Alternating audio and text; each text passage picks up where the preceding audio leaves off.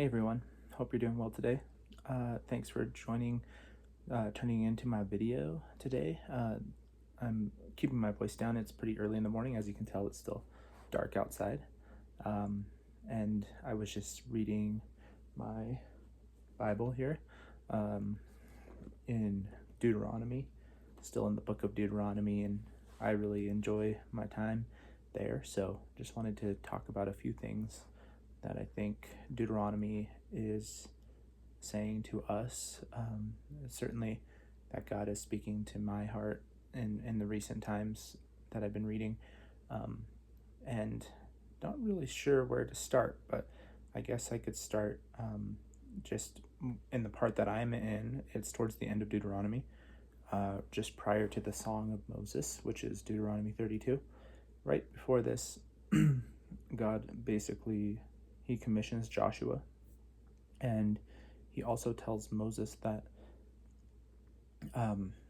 he prophesies to Moses that Israel is going to, or excuse me, Moses prophesies that Israel is going to rebel against God, and he gives the kind of the pattern of that rebellion and how it's going to play out in the future, which after recounting throughout the book of Deuteronomy the trials and testing and struggling that the Israelites had gone through, and the way that they had, even though they'd seen some signs from God, in some cases the greatest miracles and signs that the world had ever seen. Multiple of these signs, including making the water in the Red Sea stand up as two walls, and bringing his people through the water, and then the Red Sea closed up on the enemies of Israel. That was one of the miraculous signs. Going back before that, the plagues, the successive plagues that Israel had brought upon Egypt, or excuse me, God had brought upon Egypt.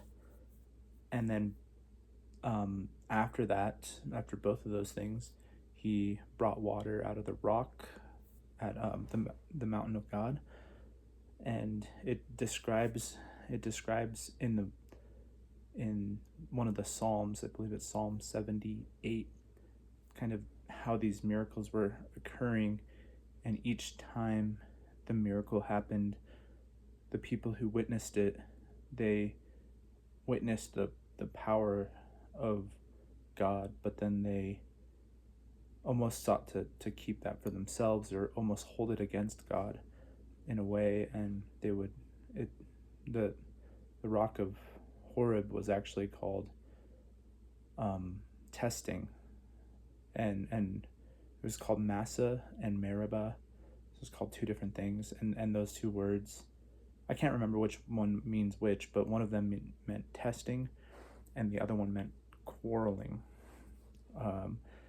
And so, because there they quarreled with God, and they quarreled with Moses, and they tested God, because at this place where they were camped prior to this, there was no water, and so the people were complaining that they were thirsty, and God heard their complaints, and they were very angry with Moses, and so God had Moses go to Horeb and strike a rock, and from the rock poured water out of the center of the rock, and it said in the Psalms that the water it wasn't just like a little bit of water, it was a river of water coming from this rock, which is obviously this is a supernatural act, a miraculous act of God that is unparalleled.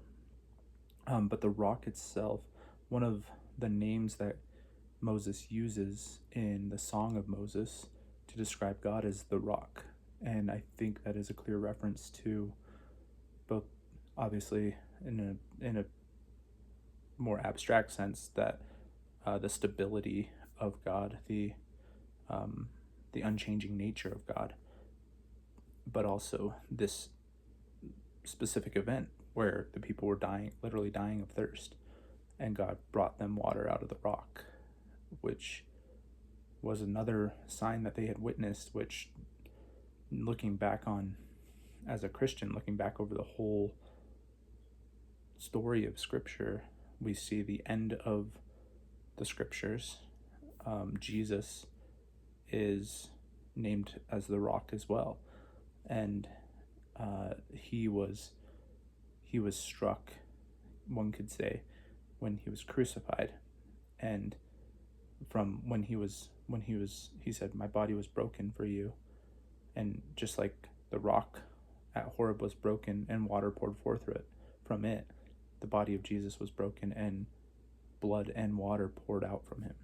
John the Apostle saw this in the Gospel of John, that water and blood had poured forth from Jesus. And so and then in Revelation it says that from Jesus, on both sides of Jesus, there are streams of living water. There's water coming down that's living water, that if you drink of it, you have eternal life.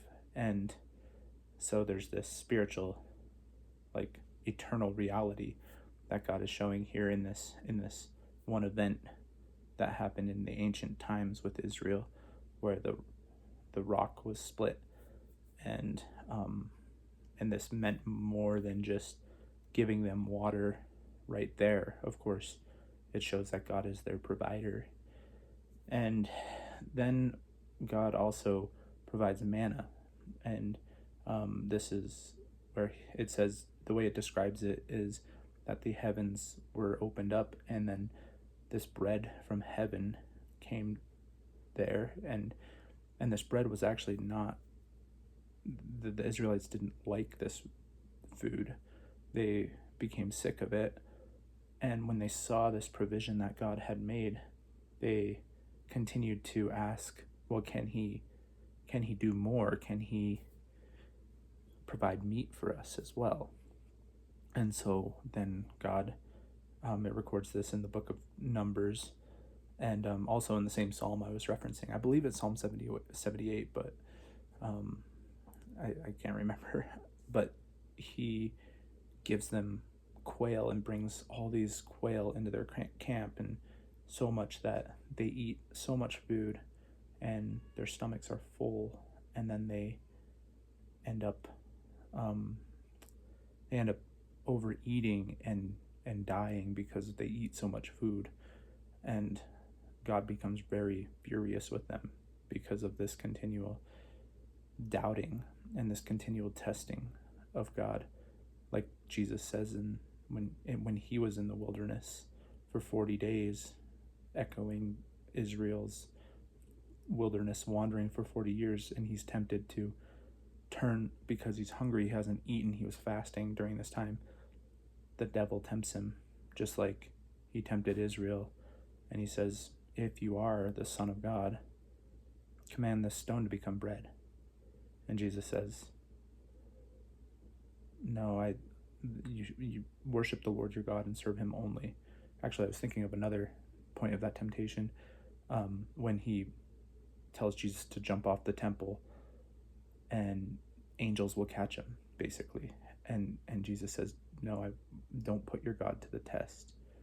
Don't put the Lord your God to the test. So where Israel had failed, Jesus had succeeded, and not, despite his hunger to the point of death, to the point of fasting until he was going to die for 40 days, he, even though it was in his power to likely command this stone to become bread, he didn't. Though it was in his power to perhaps jump from the temple and be rescued by angelic beings, he didn't. And this was an important thing to recognize. Like, obviously, I think most Christians recognize the parallel between Jesus's wilderness temptation and Israel's 40 years in the wilderness wandering because of their refusal to go in the land and take it. It's good to really meditate on what Jesus went through there, and then also look at Israel's story so that we can apply that same understanding to our hearts and recognize that we too are prone to temptation, and we too can be, when God gives us something, we take it and then we demand that he gives us more. And I think that's a very important principle to be taken from the general the general Israelite story here. So and because of this, not necessarily because of what they did in the past, in that generation, but because of multiple instances of humanity's failure and our sinful hearts, Moses is able to, in the Song of Moses, reveal what's going to happen because of this.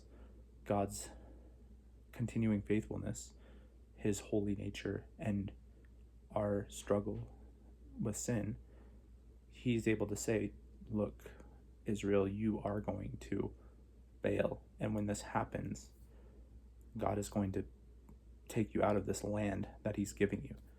And this all ends up being fulfilled within the next couple hundred years. Almost the immediate generation after that fail and struggle, and then you have the time of the judges where, again, there's idolatry, where they continue to emulate and covet the gods of other peoples and the way of life of the nations around them, despite what God had clearly told them, that when he chose Jacob, who he renamed Israel, he chose Jacob because of his because he was weak, and he was with him, and Jacob didn't have any other gods. It was only the Lord who was with him, and the Lord revealed himself to Jacob and showed him in a symbolic, well, in a real event where God manifested himself and had wrestled with Jacob. This symbolized the future of Israel, where there would be this wrestling between man and God. So anyways, I think I'm going to cut it off here, but I just want to talk a little bit about the book of Deuteronomy and just how much it means for us. This is the book that transformed Israel multiple times.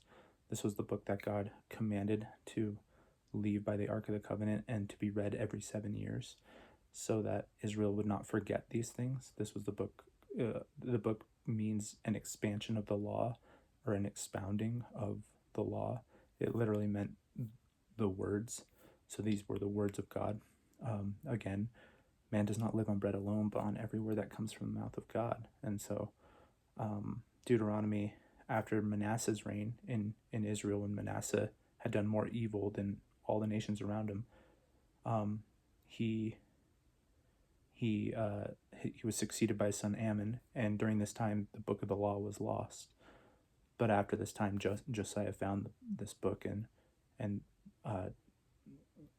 reformed Israel. He got rid of all the false religions and all the false idols that Israel was continuing to emulate. So it's a book that we shouldn't forget either, I think, and it would probably take you about 3 to 4 hours to read through the whole thing, but I think it would serve all of us well to learn these lessons. I certainly need to be reminded of these lessons of Israel, because I'm in no way above them, or better than them. Like, this is supposed to be a principle to apply to my own walk too, not to be greedy and not to be faithless when God is so faithful.